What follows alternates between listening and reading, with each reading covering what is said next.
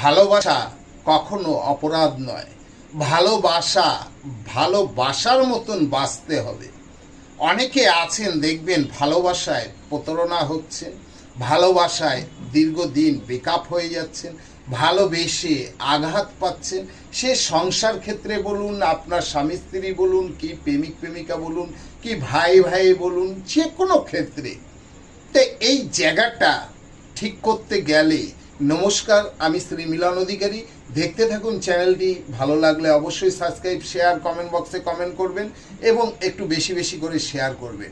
আপনি শুক্রবারে একটি কাঁঠাল পাতা নিন, সেই কাঁঠাল পাতায় আপনি আলতা দিয়ে যাকে ভালোবাসতে চাইছেন তার নাম লিখে আপনি একটি মধুর শিশিতে ঢুকিয়ে তার নাম ভাবুন।